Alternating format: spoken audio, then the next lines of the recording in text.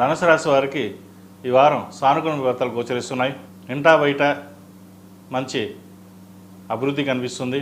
బంధువర్గంలో స్నేహవర్గంలో మంచి అనుకూలత ఉంటుంది. అయితే పెద్దవాళ్ళ ఆరోగ్య విషయంలో కొంత జాగ్రత్త తీసుకోవాలి. చిన్నపాటి ఇబ్బంది ఉండే అవకాశం కూడా గోచరిస్తుంది. వృత్తి వ్యాపారాల విషయంలో సానుకూల ఫలితాలు గోచరిస్తున్నా కొంత నిదానంగా సాగుతుంది. వీళ్ళకి అర్ధాష్టం శని ప్రారంభమైంది. అయితే ఒక పనికి 4 సార్లు చేయడం, ఏ పని తలపెట్టినా నిదానంగా సాగడం జరుగుతుంది. కొంత మానసికమైన ఆందోళన ఏర్పడుతుంది. ఆరోగ్యం పట్ల కూడా కొంత జాగ్రత్త వహించడం చెప్పదగినది. 8 శనివారాలు శనికి తైలాభిషేకం చేయడం, అఘోర పశుపత హోమం చేయించడం చెప్పదగిన సూచన. బంధువర్గంలో మీ స్థానాన్ని నిలబెట్టుకోవడానికి ఎంతో ప్రయత్నిస్తారు. ఒకప్పుడు ఎంతో సహాయం చేశారు, అందరూ మన వాళ్ళే అనుకుంటారు, వాళ్ళే వెన్నుపోటు పొడిచే అవకాశం గోచరిస్తుంది. కాబట్టి స్నేహితులు కావచ్చు, బంధువర్గంలో కావచ్చు, స్థాయికి మించి సహాయం చేయడం చెప్పదగింది కాదు. అలా అని చెప్పి సహాయం చేయకుండా ఉంటారు. కుటుంబ సభ్యులను ఒకరికి ఎడ్యుకేషన్ పరంగా సహాయం చేస్తారు. వాళ్ళు చదువు కోసం అయ్యే ఖర్చుని మీరే భరాయిస్తారు. పిల్లల సంబంధ విషయాల విషయంలో, అలాగే పిల్లల వివాహ సంబంధ విషయాలలో ఒక కొలిక్కి వస్తుంది. సంబంధం చేజారిపోయింది, ఇంక రాదు అనుకున్న సంబంధం మళ్ళీ తిరిగి రావడం, వారే మిమ్మల్ని అడిగి మాకు సంబంధం నచ్చింది, మేము చేసుకుంటూ ఉన్నాం, అదొక మంచి తరుణంగా చెప్పవచ్చు. ఉద్యోగంలో స్థిరత్వం అన్నది ఏర్పడదు. ఉద్యోగం మానేసి ఇంకో ఉద్యోగం ప్రయత్నం చేసుకోవాలి.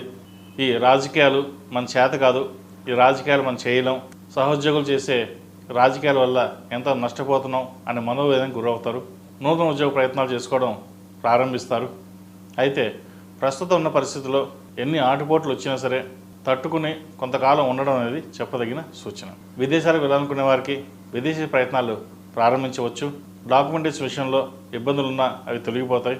ఇక్కడ ఉద్యోగం చేయలేం, విదేశాలకు ఉద్యోగం చేయాలని గట్టిగా నిర్ణయించుకుంటారు. దాని తగ్గట్టుగా ప్రణాళికలు సిద్ధం చేసుకుంటారు.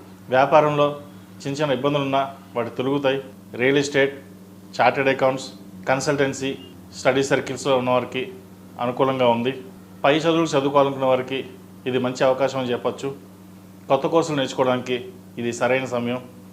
ఎందుకంటే ఉన్న ఉద్యోగంలో కానీ విద్యలో కానీ పైకి రావాలంటే ప్రస్తుతం ఉన్న ఈ కోర్సులు మనకు సరిపోవు, ఇంకా ఎదగాలి, ముందుకు వెళ్ళాలనే ఆలోచన విధానం చేస్తారు.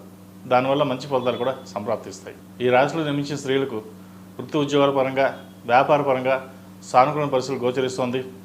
జీవిత భాగస్వామి అండదండలు మీకు లభిస్తాయి. అయితే మీకు నరదిష్టి అధికంగా ఉంటుంది.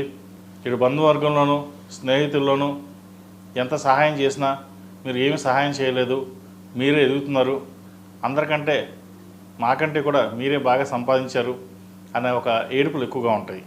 మనం ఇంత చేస్తున్నాం, ఇంత సహాయం చేస్తున్నాం అనే కృతజ్ఞత భావం కూడా వారికి ఉండదు. మాకెందుకు చేయరు అనే ధోరణితోటే ఉంటారు వాళ్ళు. సరే, ఇవన్నీ పక్కన పెడితే ఆరోగ్య విషయంలో కొంచెం జాగ్రత్తలు తీసుకోండి.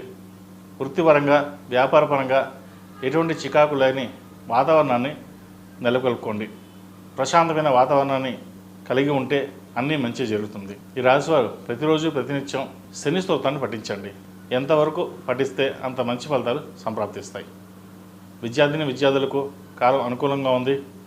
ఏ వ్యవహారాన్ని సరే ఆలోచించేటప్పుడు 10 సార్లు ఆలోచించి ముందుకు వెళ్ళడం. విదేశాలకు వెళ్ళాలి చదువుకునే వాళ్ళకి మంచి అవకాశాలు కలిసి వస్తాయి. అక్కడ ఆల్రెడీ ఉంటున్న వాళ్ళకి, వైద్య వృత్తులు ఉన్న వారికి, సాఫ్ట్వేర్ రంగంలో ఉన్న వారికి కొంత గడ్డు కాలం అని చెప్పవచ్చు. చేదాకా వచ్చిన ఉద్యోగాలు చేజారిపే అవకాశం గోచరిస్తోంది. ఉన్న ఉద్యోగంలో కూడా టర్మినేషన్ ఇచ్చే అవకాశాలు లేకపోలేదు. కాబట్టి ఇటువంటి వ్యవహారాలు జాగ్రత్త వహించడం చెప్పదగినది. అలాగే ఫార్మర్కి సంబంధించి వ్యవసాయం చేసేవారికి, ఆకుకూరలు పండించేవారికి, కూరగాయలు పండించేవారికి ఈ వారం అనుకూలంగా ఉంది. మంచి గిట్టుబాటు ధర లభిస్తుంది వీరికి. ముఖ్యంగా హోటల్ బిజినెస్ చేసే వాళ్ళకి, స్ట్రీట్ ఫుడ్ బిజినెస్ చేసేవారికి అనుకూలంగా ఉందని చెప్పవచ్చు. ఈ రాశిలో జన్మించిన వారికి కలిసి వచ్చే సంఖ్య 5, కలిసి వచ్చే రంగు తెలుపు. ఏదైనా పని మీద బయటికి వెళ్ళేటప్పుడు గురువారం నాడు కానీ శనివారం నాడు కానీ వెళ్ళండి, మంచి ఫలితాలు సంప్రాప్తిస్తాయి. ఈ రాశివారు ప్రతిరోజు ప్రతినిత్యం ఓం నమః శివాయతో దీపారాధన చేయడం, కుదిరితే ప్రతిరోజు కాలభైరవ అష్టకం పఠించడం చెప్పదగినది. అలాగే శుక్రవారం నాడు మహాలక్ష్మి అమ్మవారికి ఆరవలి కుంకుమతోటి అష్టోత్తరం